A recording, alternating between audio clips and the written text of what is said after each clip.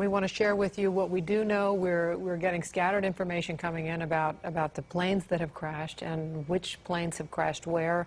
Here's the latest that we have. American Airlines identified the planes that crashed into the World Trade Center as Flight 11, a Los Angeles-bound jet hijacked after takeoff from Boston, 92 people aboard. That's one of the planes that crashed into the World Trade Center. And also the other plane that crashed into the World Trade Center, American Airlines Flight 77, it was hijacked while carrying 64 people from Washington Dulles Airport to Los Angeles. And United Airlines says that its Flight 93, a Boeing 757 on the way from Newark, New Jersey to San Francisco, crashed about 80 miles southeast of Pittsburgh with 45 people on board. And United Airlines says another of its planes, Flight 175, that was a Boeing 767 bound from Boston to Los Angeles with 65 people on board, also crashed, but United does not say where that plane crashed.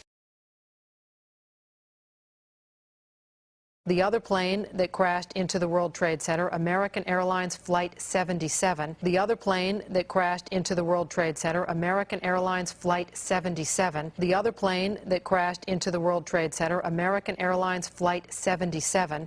And United Airlines says another of its planes, Flight 175, that was a Boeing 767 bound from Boston to Los Angeles with 65 people on board, also crashed, but United does not say where that plane crashed. And United Airlines says another of its planes, Flight 175, that was a Boeing 767 bound from Boston to Los Angeles with 65 people on board, also crashed, but United does not say where that plane crashed. So that is four planes that we are talking about.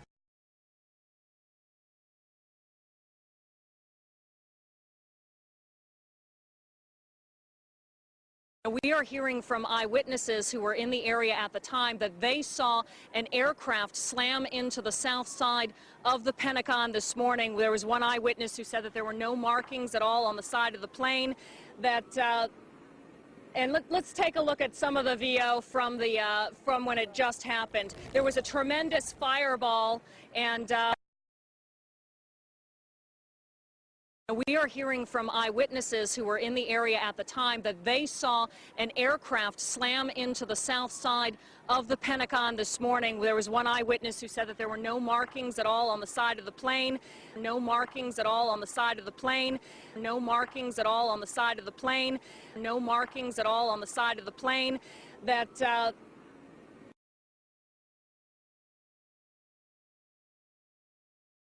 When it comes to the other two planes, one of them was later assigned to Pentagon, and the other one was, as you say, that Flight 93. I think these two planes were genuinely shut down by the U.S. government in panic, which followed the September 11. I have no proof of it, of course, but it looks like. Well, the only evidence we've got is in Shanksville, Pennsylvania, where United Airlines Flight 93 crashed, so we're told, at 10:06 on that morning. The last hero wasn't found on the ground, but rather in the air of United Airlines Flight 93. Before the plane crashed in Pennsylvania, passenger Jeremy Glick told his wife by cell phone that he and his fellow passengers had a plan to resist the terrorists by possibly tackling them. He knew there was a good chance he would die trying. Before the plane went down, he told his wife to have a good life and take care of their 3-month-old baby girl. In the end, United Airlines Flight 93 was the only hijacked plane that day not to hit a major target. Jeremy Glick, a hero who would not live to hear himself praised.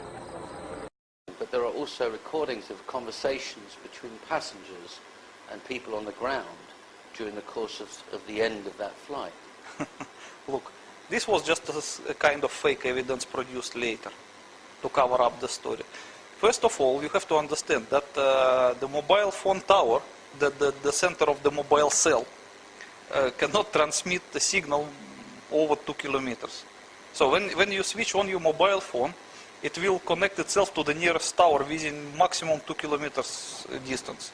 So once a plane is flying at the altitude of, let's say, 8 kilometers, it's simply too far to reach any tower. It's more than 2 kilometers, 4 times as much. It's just not possible to connect your mobile phone to any ground tower. So it's just technically impossible. Any communication engineer will tell you that. Dimitri, in the case of United Airlines Flight 93, crashed in a field in Shanksville, Pennsylvania. There were no engines, there's no tailplane, and when the coroner examined the scene, he said after 20 minutes there stopped being a coroner because there wasn't a body and there was no blood. Later reports are that part of the wreckage landed 3 miles away. How do you explain that? First of all, I would like to stress that a main purpose of my book was not to explain about the planes or to disprove the planes or no plane theory. The main point of my book was that I used to serve in certain department of the Soviet military which knew about existence of the nuclear demolition scheme of World Trade Center. Yes. That is why my primary point was to explain this to public. But when it comes to the planes, it was just like a secondary thing which I was obliged to research just to complete the book. It was not the main point. Understood. That is why when it comes to the World Trade Center demolition, I knew it for sure, because I really know it. I knew it from my former service, and I know how to explain the mechanics of the demolition. But when it comes to planes, I was obliged to use publicly available sources.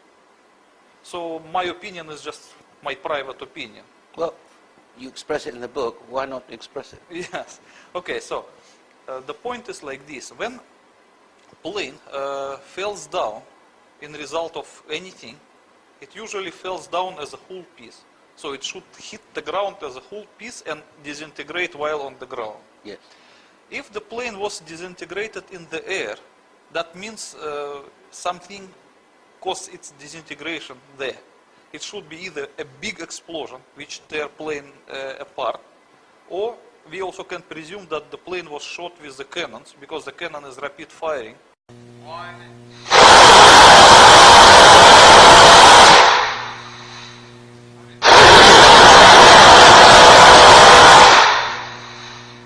And it might cut for example, the wing, or another wing, the tail, and the plane will just be disintegrated in the air.